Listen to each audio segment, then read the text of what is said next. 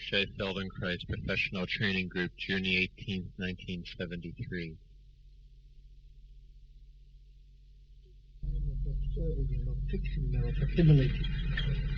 And especially the things we try to do, which is changing your own sensation of yourself and the way you direct yourself. This cannot be done in a hurry or fast. Therefore, all our movements are very slow. In fact, this is the great difficulty in the beginning. People work too fast and too hard, and if they are hurt, it's not because it's inherent in the work, but on the contrary. So one thing will go slow. Now, this doesn't mean that in the end, once you learn it, you won't go fast. On the contrary, the object of going slow is to learn the thing. And what do you mean by learn? In my way of doing, every word I say has a special, concrete meaning. Learn means eliminate all the parasitic, unnecessary movement that everybody performs doing the thing he wants to do. Or to think or feel. He wants one thing, and then a parasitic thought coming together with it, which he does by habit install and perform. In fact, I believe that if a movement is difficult, I say a movement because that's the most familiar region for me. If a movement is difficult, it is not difficult per se, neither physically, nor neurologically, nor anatomically. It's difficult only because the person, together with the movement, installs also, performs the difficulty. It means he does everything in his body, in the organization of his brain and the nervous system in general. He, inadvertently, without knowing, he also directs the performance of that which feels difficult. And this is one of the hardest things to get rid of, because we are so used from early childhood with everything we have taught at home and at school, that unless you feel that you have done something, I mean, you feel hard, you feel tired, you feel an effort, if you achieve something easily, they will make you skip a year, so that you feel actually that learning is difficult, that you have to do something, work hard. And therefore, we are used to it, that if it's not difficult, you feel completely lost. This I can do. If it's easy, you say there's nothing to it. There won't something more difficult, so that you can feel, in fact, that you put your nose to the grinding stone. Now, I want that all around. I want no grinding stone. I want to learn the thing so well that it's easy, that it's pleasant to do, so that you feel like doing it again. Now, in order to do that, what do you have to do? When you learn so that it's well, everybody intends to teach so that everything is well. But we completely put on the parasitic, unnecessary movement, and we want to make it slow, because when it's slow, you have the time to distinguish, to differentiate, to observe, to know, so that you can eliminate what reduces the efficiency of your work. You can reduce the efficiency of your work. And why reduce the efficiency of the work? In fact, carbohydrates are so cheap that you can do as much work as you like. It costs nothing to eat another piece of bread. Nobody wants it. But if you expend that energy, why not eat it and do this? Eat sugar and work hard. Now, this is also not acceptable for one reason, that when you work inefficiently, then the harder you work, the greater is the wish. Where's the wish? Not only that you consume more fuel and which gives less work, less result, less movement, less intelligence, less space. But in the body, that energy cannot disappear. Energy cannot disappear, but be transformed from one form into another. And therefore, if you do something inefficiently, the risk is the destruction of the machine. That is always right. If you take a Cadillac and make it work without moving, just make the engine work, let it work a few hours and you will see what sort of result you will get. And in the human body, it's the same thing. If a thing is not performed, but with a lot of loss of energy, therefore the joints pay for that, the ligaments pay for that, the cartilages pay for that, the heart pays for that, your whole body you get destroyed by doing unnecessary, useless work, by increasing only the effort in your mind and working against odds. First eliminate the odds and then you will see what you can get in speed and in strength and in performance and in the quality of the movement and the quality of that. Therefore, that's all the introduction is. To explain to you why you go slow, and you will see that when you go slow, you can find out all the unnecessary parasitic infiltration of rubbish, of difficulty, of unnecessary action that spoil, corrupt your initial act, and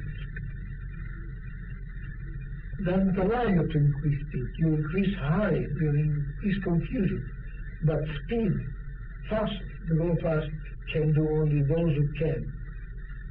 Those who hurry show that internally they know, they admit that they're not fast enough. You see, otherwise there's no necessity to hurry. It's enough to go fast. Right, now without finish, we'll try a beginning and introduction in work. Would you please take off your shoes? Would you please therefore lie on your back? Lie on your back.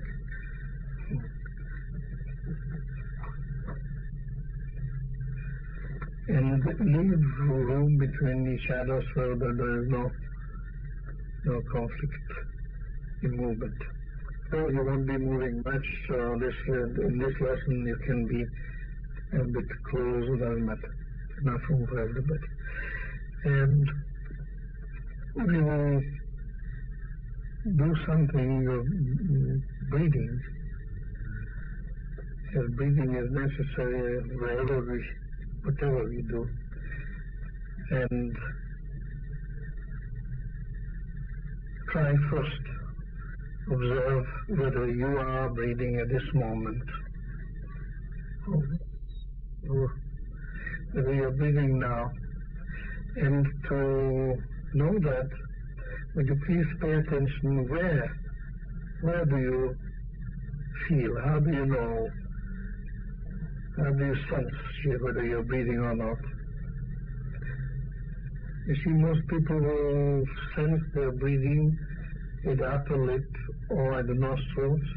Either they feel the movement of the air or the change of temperature on the upper lip. You feel the air going out of the lungs is a bit warmer than the one coming in, or the other way around.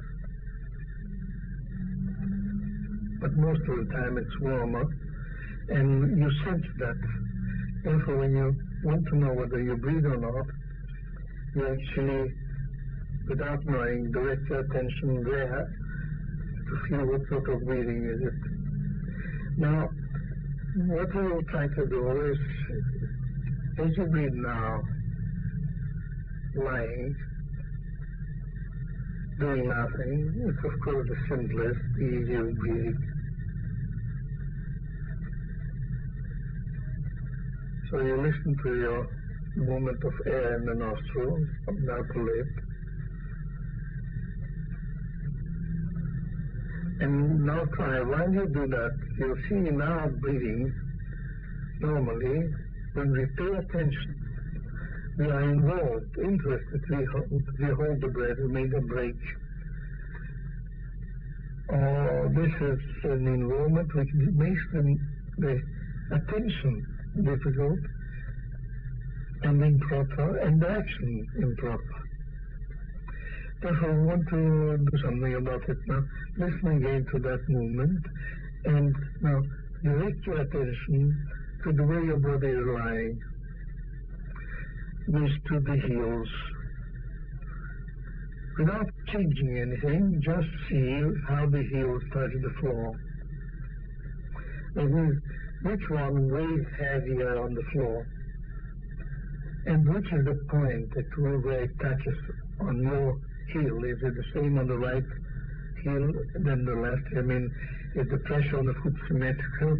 That means are the feet open the same way, the right and the left? You'll find out that's rarely the case.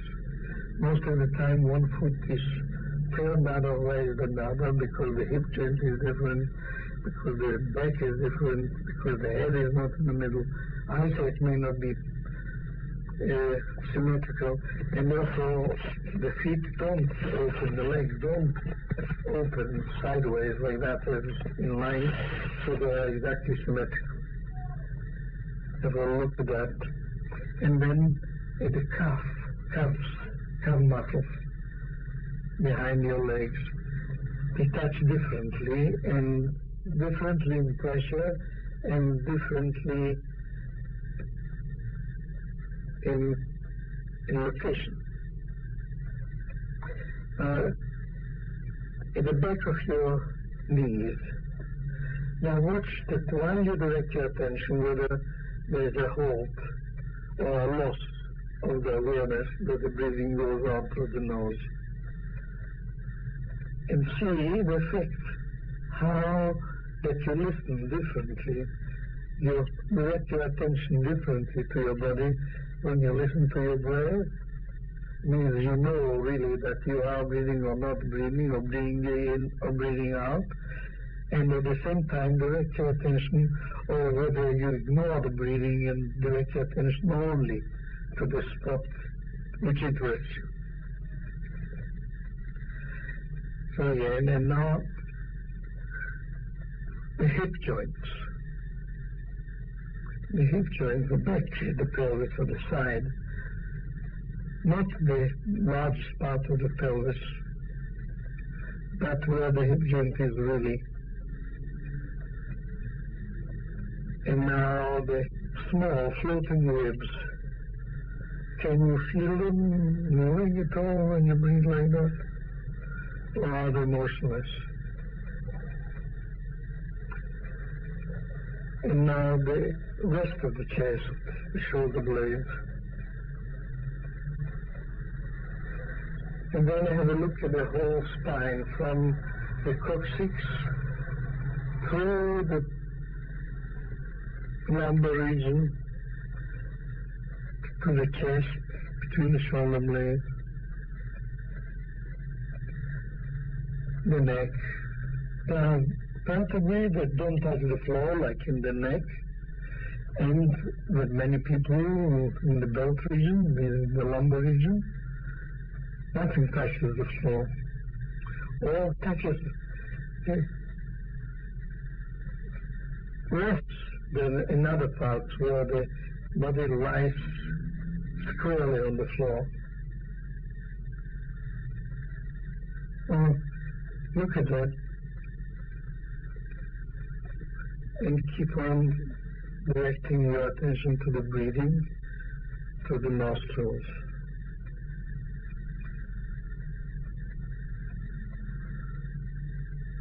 And I'll see what actually is moving when you do breathe like that. in that position with most people, you'll feel that the stomach, the lower abdomen, somewhere below the navel or above it, is flattening, going near the floor when the air comes out through the nostrils. And when the air comes in, somewhere between the small ribs on the stomach, something happens and lifts itself off the floor, bulges out upwards. Now put one hand on your chest, on your sternum, and the other one on the stomach. And actually explore your chest and see which part of the chest do actually move when you lie like that and breathe. And then you will see the astonishing thing that many people don't move the sternum at all, that the chest is motionless, or practically so.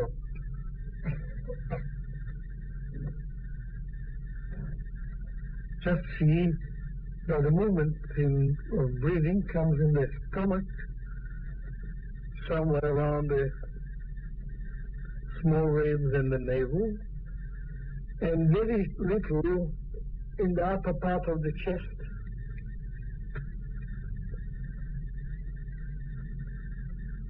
And when you try to see that with your hands, do it once with the left hand on your stomach and the right one on the chest, and the other way around. Because you see some people do that and some people do the other. And obviously that one does spontaneously the thing that is easiest for it. And you see when you change over the hand, see why is it more difficult like that? The difficulty is of course not insurmountable, it's a small difficulty. But there's a difficulty of awkwardness. Why do you use the hands you use in the order you use and not the other way around? And then you will see there's something in the shoulder or in the head which makes it that one combination is preferable to the other. So try and find out what is it that makes you touch with your left hand on the stomach and the right on the chest or the other way around, because both are feasible and common. Now, while you do that, would you please note that at the moment of real interest in changing the hands, did you stop listening to your breath or didn't you? Try to remember.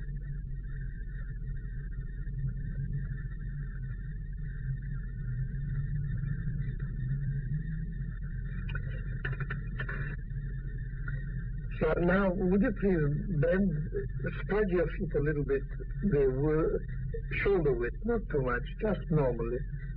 For those who have them closed, just open a little bit your legs. And then bend your knees so that your feet stand on the floor. In the same width as you open them. Don't change the width. Because if you don't change the width, the direction of the toes will be different than if you change the width. For instance, you change the width. You change the width. Stretch your legs, or open the shoulder, that's now more than shoulder. And now bend them. Now you bring them together, you see? And when you bring them together, it means that the foot is not in the plane of the leg. And that is, that is knowing that they should be that way or the other way. It's not inherent in the human structure that the legs should stand like that, the feet should stand like that. You will see. And you, your feet are together, surely that's not shoulder width. Right. And now would you please do the following thing. Draw air into your lungs. You breathe in. And while breathing in, make expand your chest intentionally. Sounds crazy, but do it. Expand your chest intentionally. Exaggerate the expansion of the chest while you breathe in. And of course you breathe in, but you don't force yourself, don't do extraordinary things. Just watch that when you breathe in, you should appreciate, feel or sense that you're in fact expanding the chest somewhere. And preferably know where, which part of the chest actually expands. Because the chest can expand in many, many ways. You will see by the end of the lesson that nobody expands the chest with all the parts that are expandable. One pushes the chest forward with the back muscles, which is of course wrong altogether, because the chest doesn't expand, it's only pushed forward and gives the impression of expansion but not expanded. Anyway, try to breathe in and expand the chest, which is quite a usual sort of thing. Normal breathing, so to speak.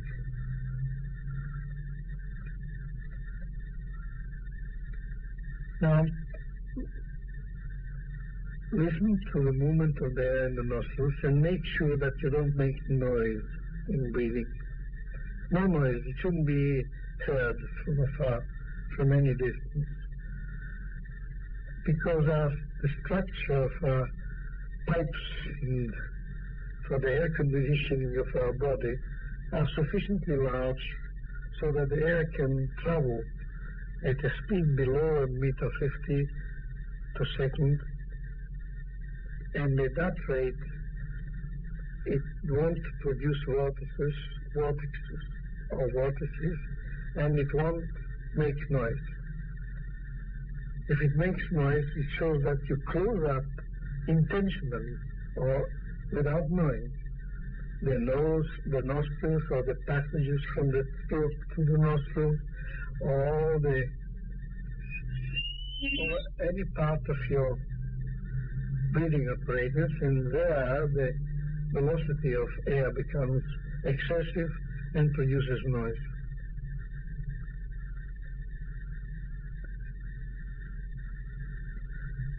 Now do a few movements like that, breathing in and expanding the chest and observing which parts do you expand when you think expand the chest, and in which direction. A chest is a body which has 3 dimensions.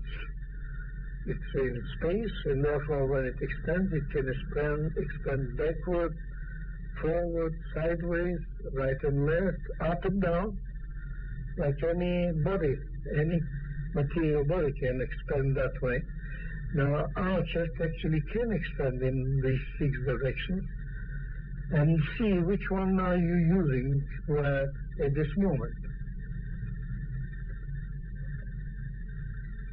For instance, put your hands below, near the lower ribs at the floor.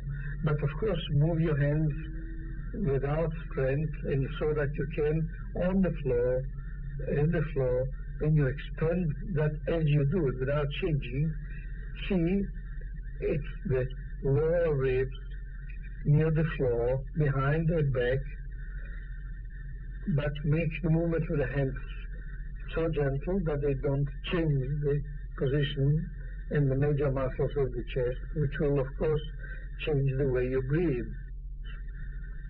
Those ribs are open in front, but they are articulated in the back. Some haven't understood yet, and keep their hands in their stomach. The ribs can expand independently behind there. Now, when you think now of expanding your chest by breathing in, do you expand these parts or not?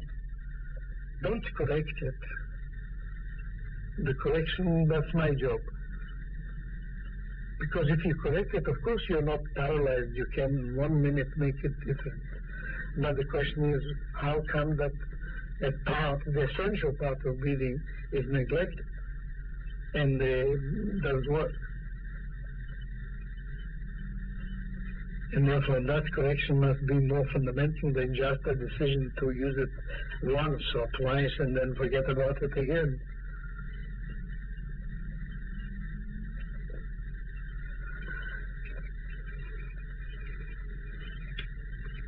Now, join the fingers of your hands or interlace your fingers and put them behind your head. And again, you will find that behind the head, some people will put them behind the neck, and as if the neck were a head. Put them behind the head. And now, gently, slowly, raise your elbows from the floor a bit to close them a bit, and while you do that, lift your head. Now, how many of you have stopped breathing? How many of you have stopped breathing? It's not necessary to tell me. The question is, I want only to remind you and see that we actually hold the breath as soon as we do something with intent. Now, the intent must be such that should not interrupt your breathing sensation and appreciation. Don't touch with the elbows one another. That is hard. Just lift raise them, move them a bit so that the lifting of the head is easy. Now, don't work hard. It's not gymnastics. It's not a question of lifting so many times per second, and if somebody will lift more times per second. It's the quality and what we can learn from it. Now, while you do that, lift your head now to the highest point you can without strain, so that you could stay like that, say, for 10 minutes. And now breathe in, expanding your chest, and see whether on expanding the chest like that, the head is not moved a little bit back. If you expand the chest, it moves back. That means that it expands in a different way from what it did before. Because before, most of you found that there was no movement in the sternum. And when you do it like that, you cannot help yourself but let the head go a little bit back. That means that the chest moves and forces the head back. If you expand your chest in breathing in, you will have to move the head back a little bit, below the limit that you set to yourself. Or if not, you will feel a strain in the muscles of the neck and the back.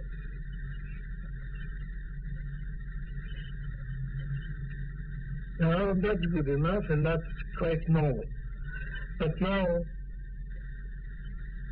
how will that change the breathing? Try to do the same movement as you did now. Expand the chest, just like you did up to now, and breathe out on expanding the chest. Make sure that the air comes out through your nostrils. But expand the chest and make the air ooze out. Try slowly so that you don't lose the awareness of the breathing, but expand the chest in the same way as before and breathe out at the same time. And while you expand the chest, the air should come out. That is only one of the examples. We're going to do about 8 different things like that. And all of them will go to debunk the normal, primitive idea of breathing, that breathing is concerned with heaving or expanding the chest. And that an expanded chest means a good breather.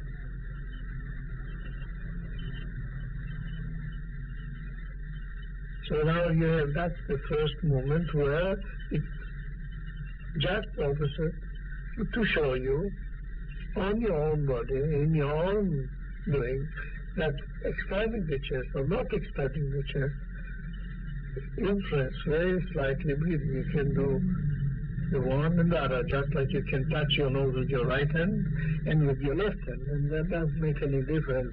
It's still touching the nose with a hand. And same in breathing. You can expand your chest and breathe out.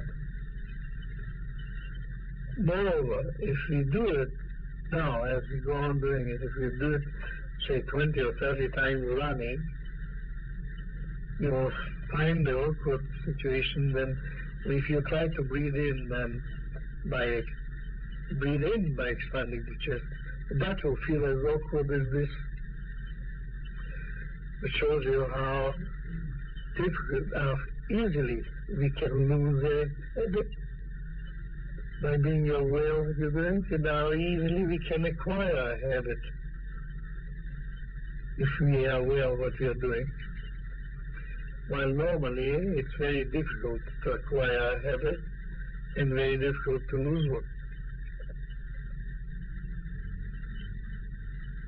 Now try just this one a few times, lifting, letting the air out through the nose and expanding the chest, just for the sake of what I said, so that when you try, after you do about 20, this only movement you do 20, you'll do less after. But do this at 20 or 25 times for yourself, and appreciate that when you start doing breathing in and then expand the chest, it will feel awkward or unfamiliar.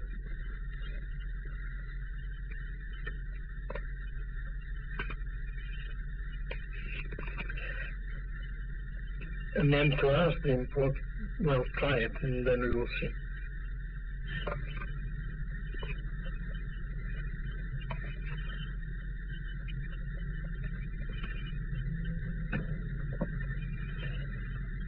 Now try it.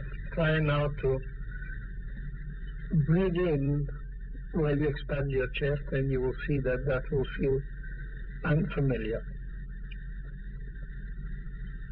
Or different, anyway, clearly different.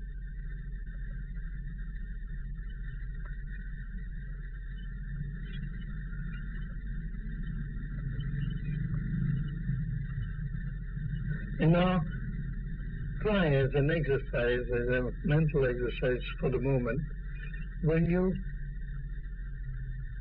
why is it unfamiliar? Obviously that when you breathe in and extend the chest, you move parts that you normally don't move when you breathe in and expanding the chest. Isn't it? In the breathing out with the expansion of the chest, we use muscles and ribs differently. And this is the reason for the awkwardness or the unfamiliar movement that you feel in both cases. Now, can you detect for yourself what happens, which part of the chest or the breathing apparatus in general worked differently when you did expand the chest and breathing out?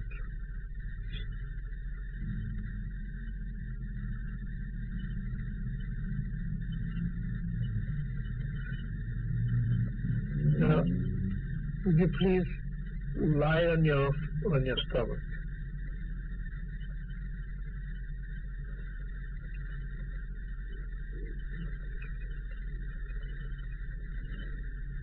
Lie on your stomach. Extend your feet. Extend your feet. And now extend the feet and try to move the heels. The feet should be a little bit apart. And extend the feet, extend the toes. That's it. And now move the heels a little bit together and apart, because some of you have them wide apart, some close together. I want to know what happens if you are given actually the choice of becoming aware of what you do with the feet When you move the heels together and apart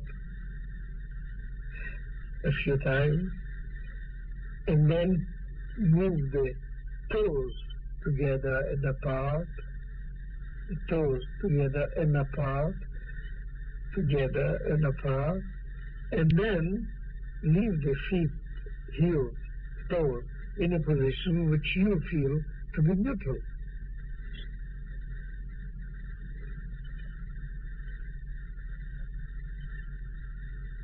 Now, put your hands in front of you, in the front of the forehead, or somewhere near, or extend the head, but without strain. The elbows must touch the floor anyway.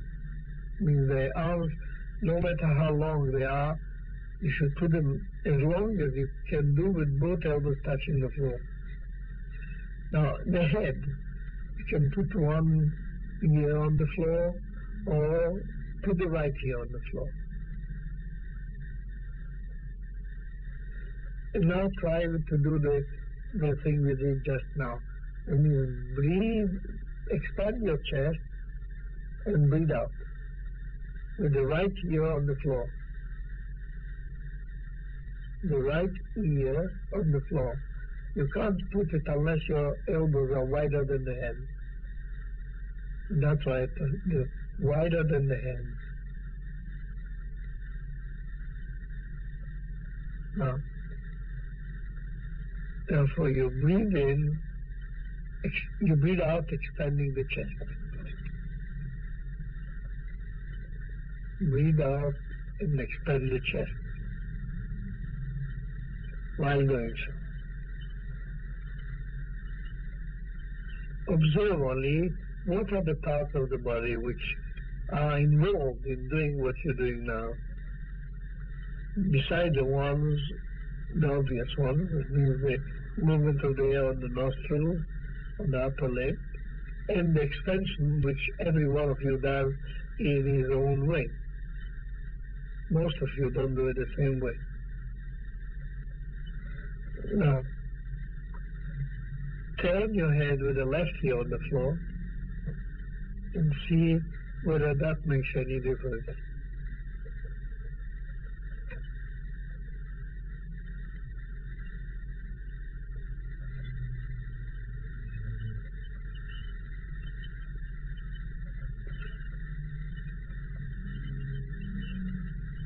Now, the floor can tell you which part of the chest is expanding really. In front.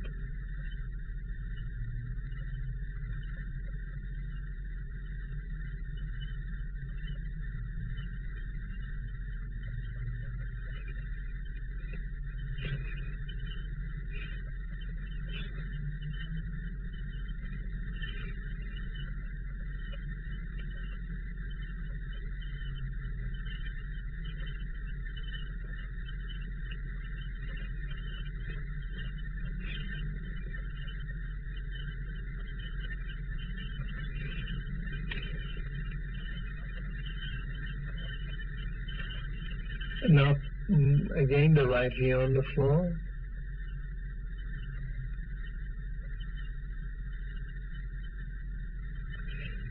And now, flex your feet so that the toes touch the floor as if at the start for running.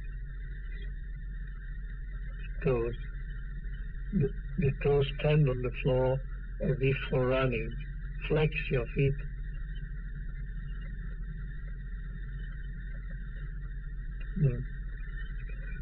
How would you say it in other words? There's one person who doesn't understand what that means. Right. Flex your feet, bend your feet, so that the toes touch as well at a start, at a running start.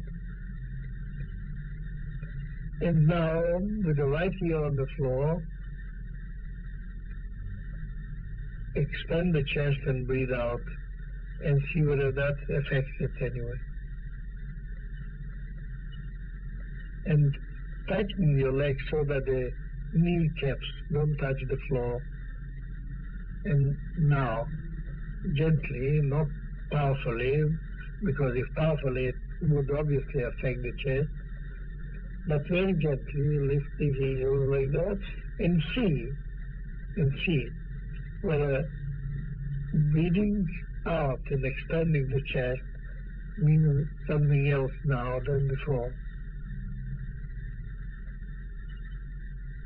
Something different. And where can you feel that difference? Which part makes difference? Now turn the head the other way.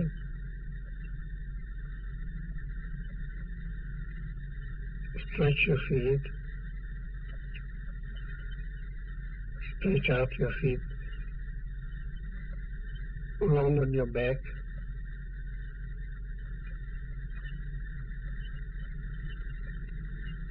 And a minute rest means you stay with the way you like.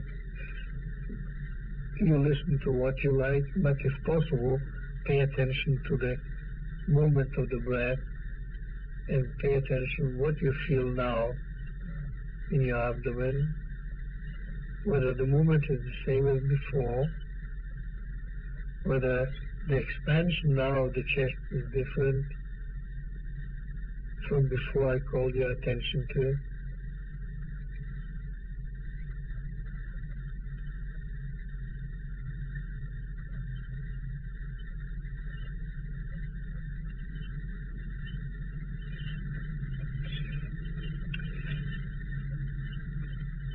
And when I say spread your feet, it means that everybody checks whether the feet are shoulder wide. And those who haven't got them spread. All the others don't spread them more. Anybody who feels that his feet are shoulder wide doesn't have to change anything. Now, bend your knees. That's right, and they remain the same width apart. And now only one or two movements the way we do them. You breathe out now. You mean you go on breathing out.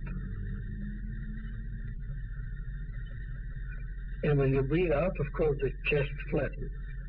Put your hands on the chest and see whether it does really flatten when you breathe out. But don't force it to flatten. Just observe which part flattens, which doesn't. And whether it does at all.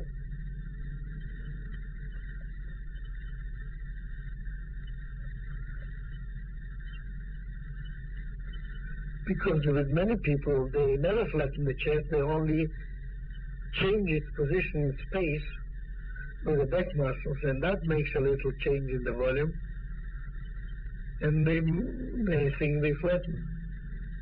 Or they were taught or heard that it's flattening the chest, that means breathing out.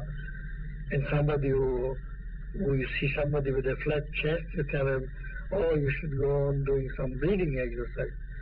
That means if he did breathing exercise, his chest would be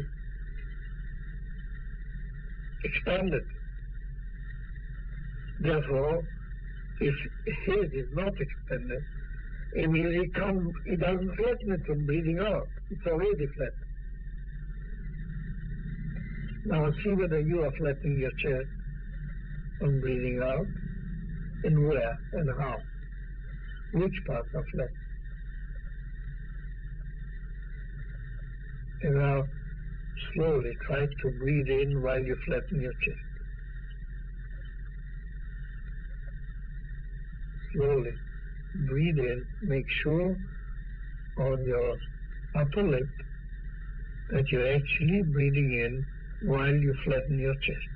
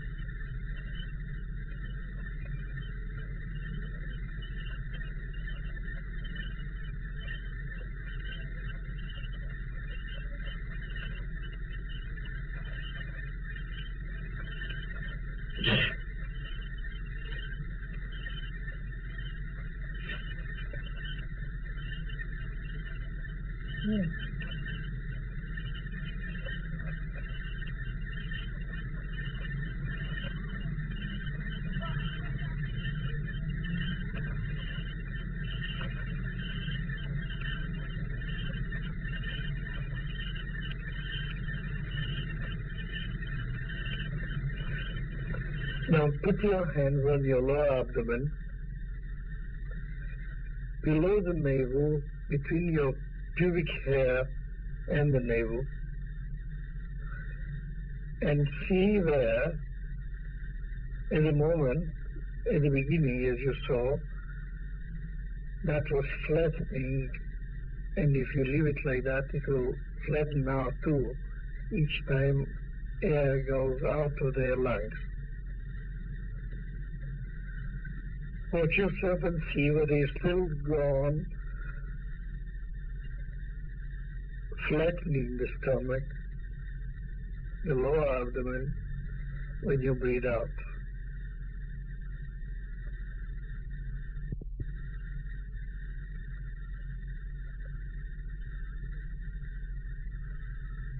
And now please go on doing that, flatten your lower abdomen as you do now, but breathe in.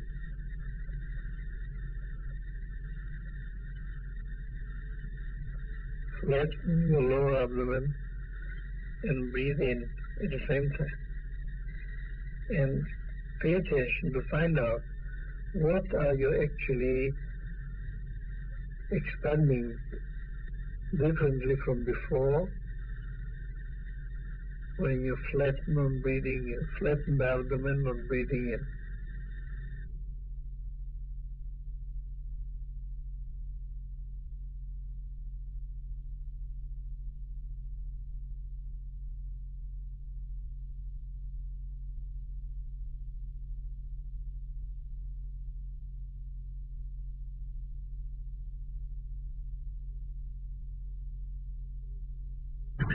Now turn on your stomach again.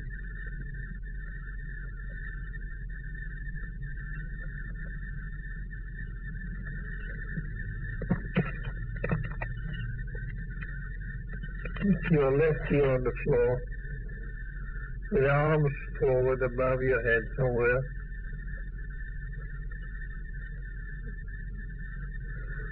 And now, do the same thing. It means flatten your stomach. It will lift off the floor and you must do something funny about it. Flatten your stomach and breathe in. And observe what you do to breathe in as the stomach flattening was always connected with breathing out. So something must do the work of breathing in, else something else, somewhere else, with what is it?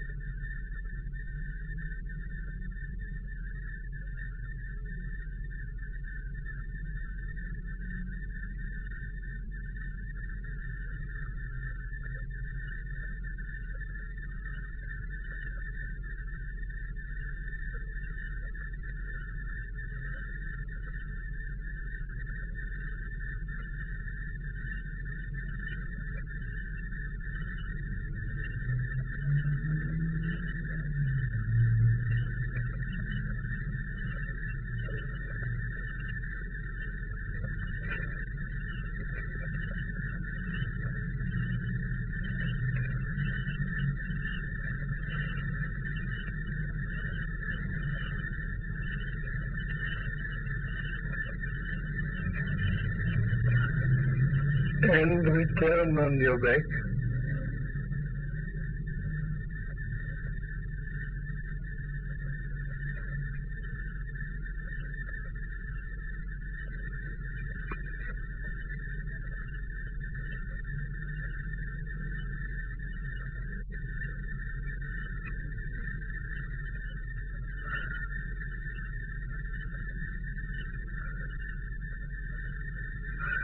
Now, of course, bend your knees like before, a little, not shoulder width. and shoulder wide. Right. And now push your lower abdomen there where you put your hands below the navel. Push that lower abdomen forward. It means make it bulge like a football. Like a pregnant woman or in the 6th or 7th month where the fetus is already low down.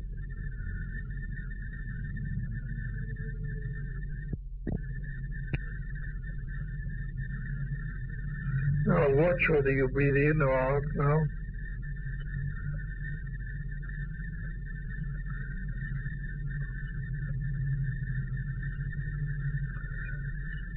And try to breathe in while you swell your lower abdomen.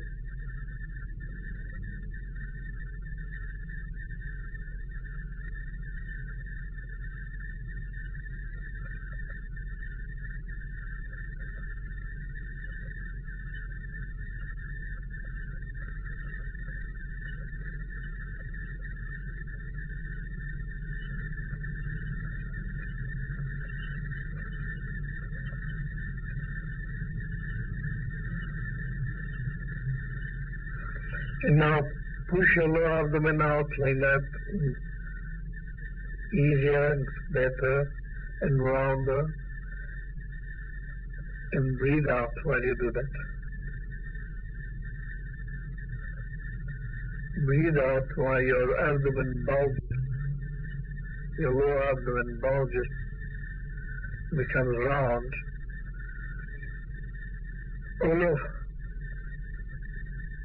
touch the right groin, touch the left groin, and see whether when you make your abdomen swell, whether you feel the same amount of swelling on both sides. You'll see many people, when they push the abdomen out, do it only with the muscles of the right side or the left side, and not in the middle, not equally. Touch and see whether you can detect a difference between the mobilization of the muscles of the abdomen on the right side and on the left side.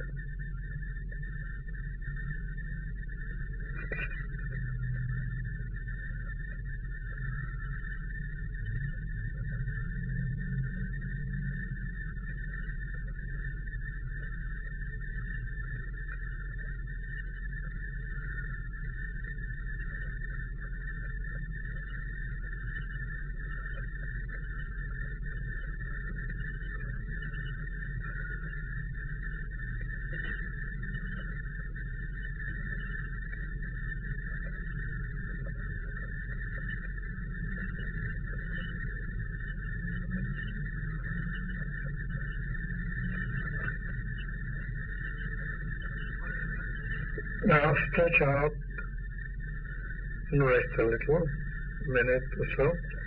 And while you do that, see what effect did it have on your breathing up to now. What does it feel like?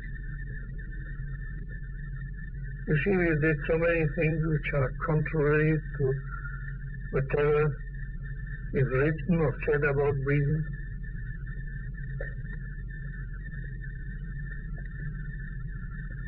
And we have still parts that we haven't touched. The clavicles, clearly. The shoulder blades and the ribs behind.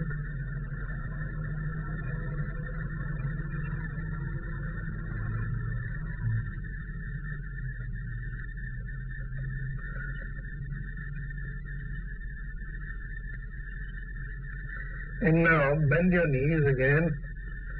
Put your right hand on the chest and the left on the stomach. And bend your knees. And try to do the following. Expand the chest and draw the abdomen in. And now flatten your chest and push the abdomen out. Expand the abdomen. and then the other way around again, like a pair of scales. Do this and that, this and that.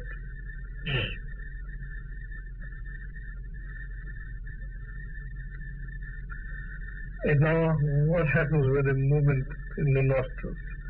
Try to stop it altogether.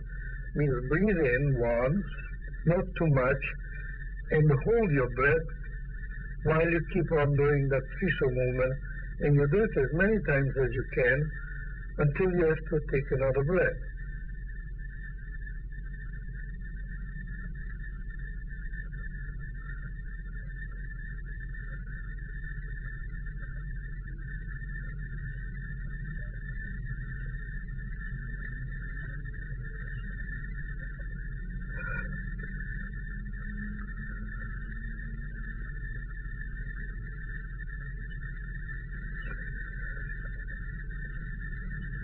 And now accelerate that movement. Make it fast, completely independent of the breathing. In fact, you can do with the breathing whatever you like, but again, distinguish between fast and hurry.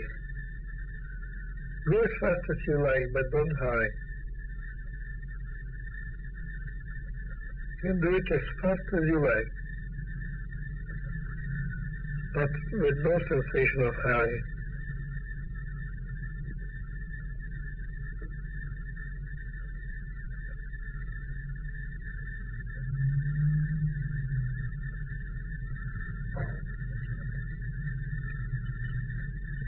And now keep on doing the same thing, but with empty lungs. Means you start by breathing out. Breathe out completely, and then do the movement.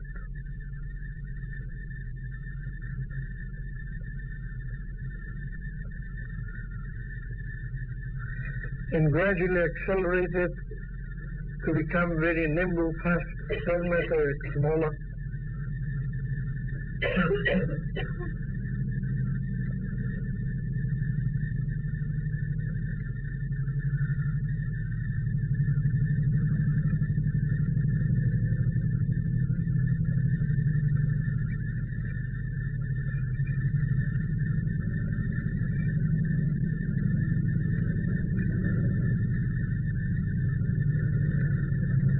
Now that's enough. Lie on your stomach again.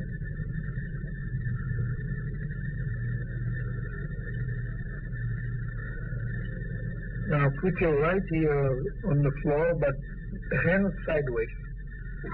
Sideways, sideways. That's not sideways. Sideways means right and left. Find a room, move one a little bit higher, the other one a bit lower. It's not very difficult. And stretch the arm sideways.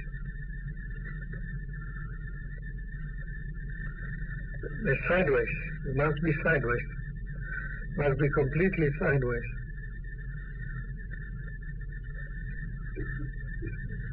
And your right here on the floor. And this time try to expand the chest so that you feel that you're leaning on the right side of the chest on the floor. That the chest on the floor would feel expanded, means you actually press with it. But do whatever you feel like at this moment. Is it breathing in or breathing up? Now, if you caught yourself doing that while breathing in, try to do the same thing while breathing out. And the other way around. I mean, you should be able to push the chest to the right and sense it in contact to the floor. That is, the right side bounces and touches better, clear, whether you breathe in or breathe out. Now, do the same thing with the left side of your abdomen. Bulge the abdomen so that you can feel the left side touching the floor. Left side pushes and touches the floor, and do that while you breathe in or breathe out, immaterial. In fact, you should try to do what you catch yourself doing at the first instant, do the opposite.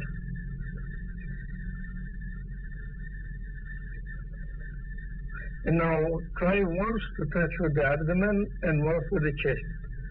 Of course, the abdomen on the left and the chest on the right. Once the abdomen, once the chest. Do both.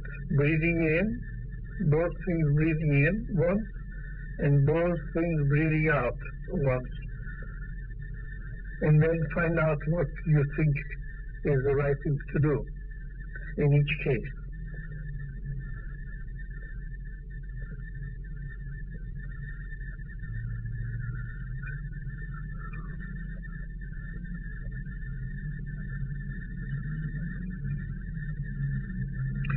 And I'll try to do the same thing with the left side of the chest. Left side of the chest. You breathe in and touch, organize the body so that there's more pressure, clear, that the expansion on the left side is clearer than on the right, and is in the direction. No, the head, we didn't say the head, turn the head.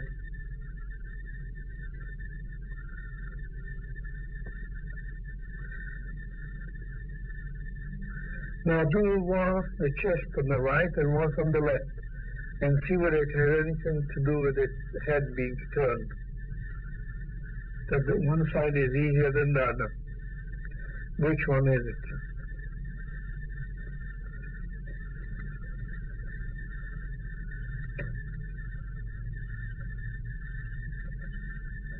And now the right side of the abdomen.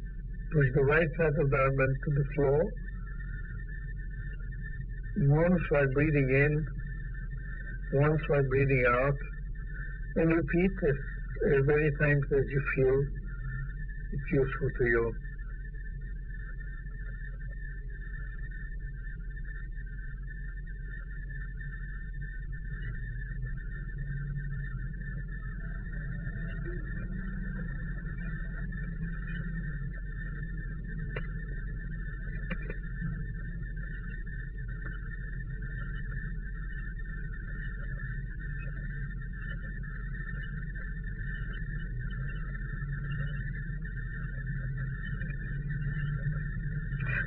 Now turn the head the other way,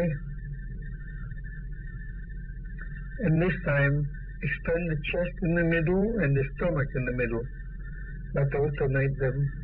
Try so with the chest one, the whole chest flat as you can, touch everywhere you can with the chest.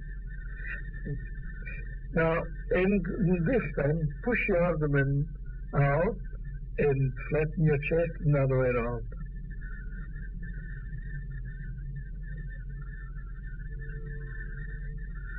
And observe what happens now. You see one side, the chest on the side which touches the floor cannot expand. Otherwise it will make a hole in the floor. Therefore the other side would expand more. And therefore you should become aware of the lower ribs moving. The lower ribs at the back moving. You put your hand behind your belt, above the belt is the lower ribs, on the left side, of course. And you should become aware now that when breathing in and out, these ribs actually work wide and move to expand and to contract.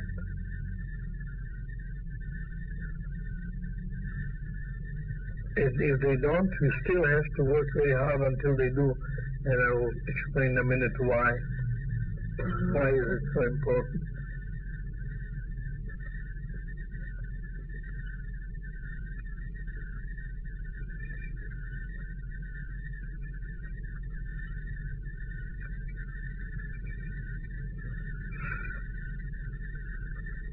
Now I'll do the same thing on the other side.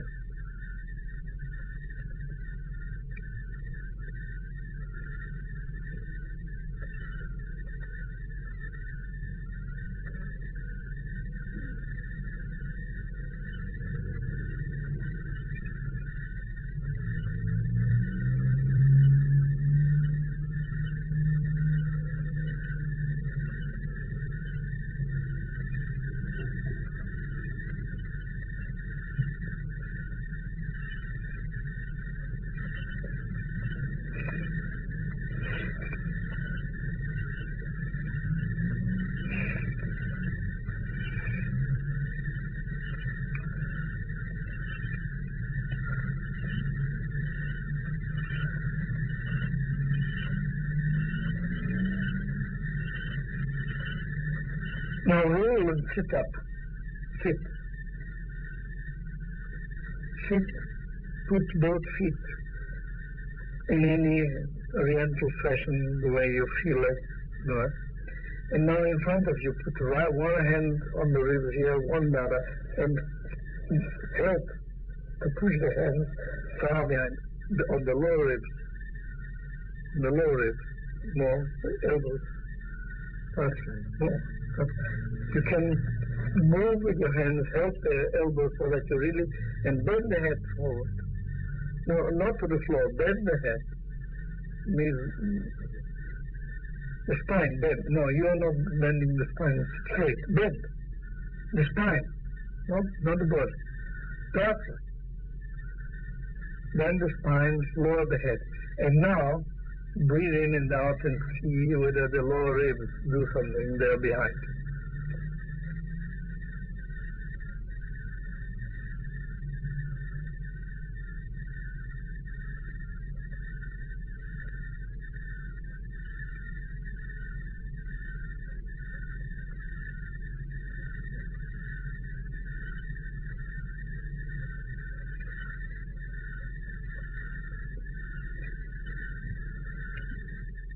Can you feel that now all the breathing is done by these ribs? And yet the position is so awkward. And at the limit, yet the breathing, you could sit like that for an hour and the breathing would be sufficient. Again, you too, look. Right. What's your name, please? What's your name? Eleanor, but you're not bent. Your body is erect and straight and stiff in the back. Now, no. Introduce your hands more. More. Help with one elbow with the hand of the other. That's right. And then the other go there. And then bend your head so that your back is round. That's right. Now it will work, the ribs. That's exactly the thing which interferes with the breathing of the ribs behind. Now, watching, you will see how effective that is and how useful.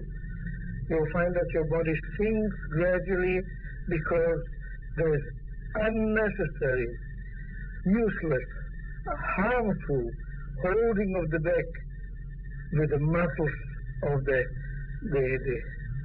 standing, the anti-gravity muscles of the back that hold the chest from breathing at the most efficient point. And that is only because there is some sort of craze how beautiful one should stand. And that beauty is so good that it actually, you pay for it with the largest, best, most efficient part of your breathing. Now stop it. Change over the hands. And you will see that has to do with that one side watching better than the other. One puts the hands in the way in which he actually moves a little bit better on that side than on the other. The lungs and the ribs of that side work a little bit better. That's why he puts the hands that way.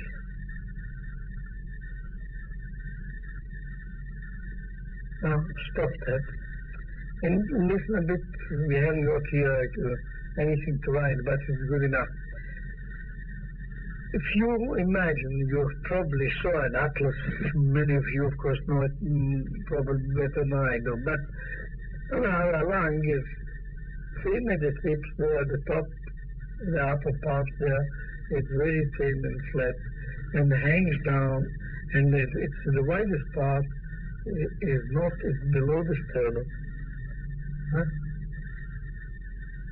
And that white part, the two, is flat and lies on the diaphragm, with both ends, and the lower ribs, just with every tip in it going. It's like a liquid poured in there. Now at the top, the chest. Look how stiff this is. The clavicle, the shoulder blade, the upper ribs have a movement of a millimeter at the best. And if you move how much air can you take?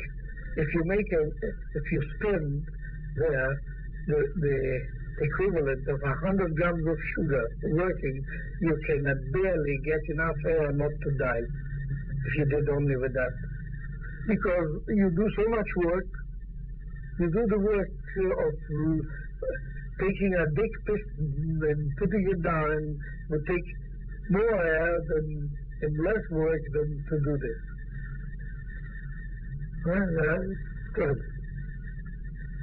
Now, when you go lower, all these ribs are connected to the sternum and are hinged, every one an articulation on each vertebra, two ribs on each vertebra. So you can see this as a rigid cage which is to protect the heart and the lungs from destruction, but it's not intended for breathing. It can move and it can breathe, and it can do it when you have to save your life and the very efficient part doesn't work. You use this part too, just like you wouldn't care if you have to save your life whether there is water in your refrigerator, in the car, whether there is water or not. You say, so long as the car doesn't stall, I run. Same thing you do with the life. You breathe with the efficient part all the time, and when you run a mile or 5 miles and you want to catch up with somebody, or you have to run very, very fast, then you do anything. You take the last breath of air with all the things, no matter how much you spend, how much energy you spend. But normally, at ease, at work, at leisurely walking, at leisurely swimming, at leisurely running, that should work. It's the efficient part, easy. And that efficient part is the widest part of the lung. And it's there that the ribs are not connected in front. They are only cartilages, so that to open them is just like that. Now, and this takes the bulk of the air. Now you see, then what happens is this. The people who have learned to stand straight and don't stand straight, they force themselves, or learn to stand straight. They don't stand straight, because there's nothing in the body that is straight when you stand straight. Except with some who have Berkeley disease, Berkeley disease means where the vertebrae are soldered together, and some who have no lumbar curve and suffer pain, and some who have no cervical bent curve there and suffer troubles out of that. Those stand like pokers like that and look straight.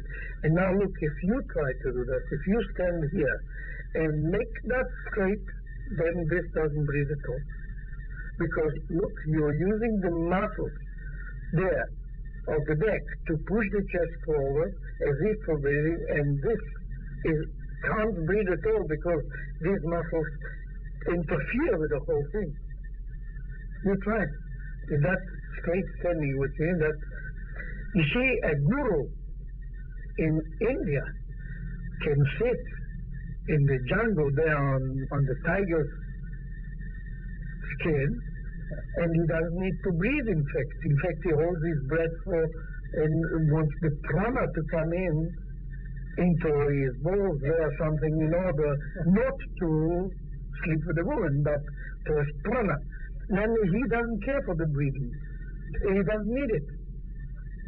He doesn't need it at all. Therefore, he can breathe in the almost awkward way. It's an exercise. It's an exercise of his will, of his power. But that doesn't mean that we have to copy it. And I have nothing against of trying it. Try and do, why not?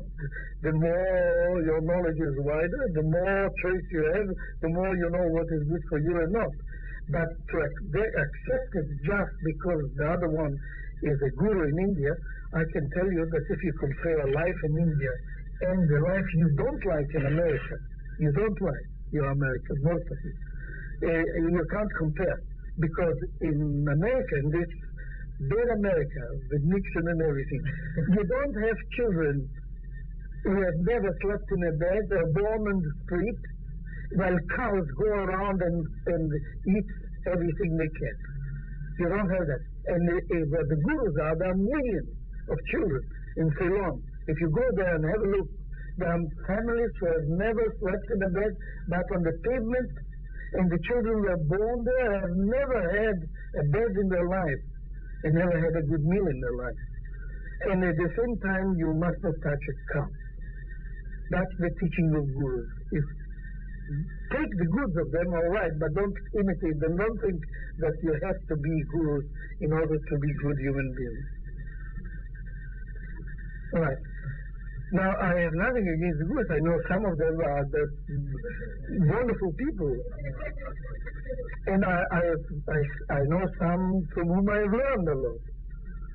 But the system as a whole, to take it as it stands, without criticism, without, you see, in my way, I'm with somewhat repeating tales, though I've never met him and never learned from him. But it is exactly the same thing. You have to take the thing that is given to you, like good you've said, like anybody who dealt with teaching human beings. This mental food, emotional food is just like ordinary food. You have to bite, masticate it. Already throw away in the mouth things that you can't stand. Though other people swallow it and they're delighted with it. Take some of the Indian peppers. And then you'll see some, not just the red pepper, you know, in Mexico, the chile.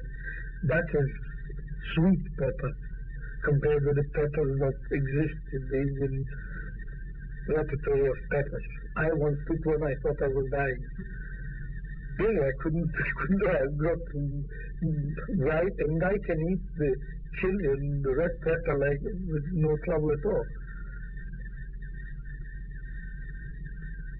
So you must masticate, eat it, digest it, and excrete the things that you can't take. Don't have to take everything. If you take everything from somebody as he teaches you, it means you keep the shit in you. You're constipated. Therefore, anybody, me included, therefore, you see, I teach in a way where I give you the food, you digest it, you try it, you throw away it, what you don't like. And occasionally, if you throw away the things that are nourishable for you, I will give another lesson in which you will be able to appreciate that some of the things you throw away was not so bad and perhaps good for you. And the other way around. So now, make sure. By the way, if you have museums of modern art and perhaps some of ancient art, and if you go and see some of the nicest athletic figures the world knows, like Friedrich's statues, were made from real athletes, the one who first ran marathon runs without training 15 years and picking them out of 100,000 people, and then one can do the marathon running. But there are marathon runners whose job was to run to inform the king of what is happening. So there were thousands of them like that. If you see the pictures, the statues of those, and you will see how Zeus fits, and how Apollo stands, and how the Discobolus stands, and you will see what it means breathing with the lower ribs. None of them is so gentle as an homosexual boy. None of them. They're all strong males, and they have all, even Venus, has also breathes with her ribs behind, and she is not very narrow here like that. Because the narrowness cannot be done without holding the breath. Cannot be done. Look, I am wide and I can get thinner here as soon as I do that and hold my breath. And therefore I lose the most efficient part of breathing.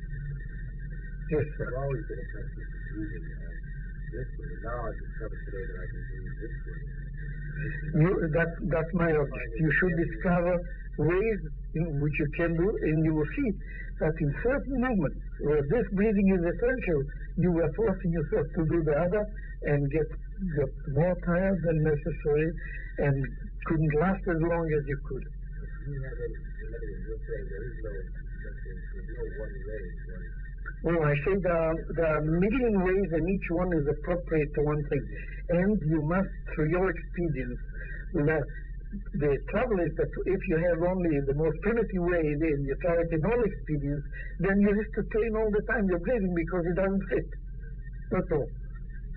But if you have a machine that can adjust itself, which it is, a wonderful machine with so many adjustments that I give you only a part of them now, that you can make that work in each position, in each situation properly.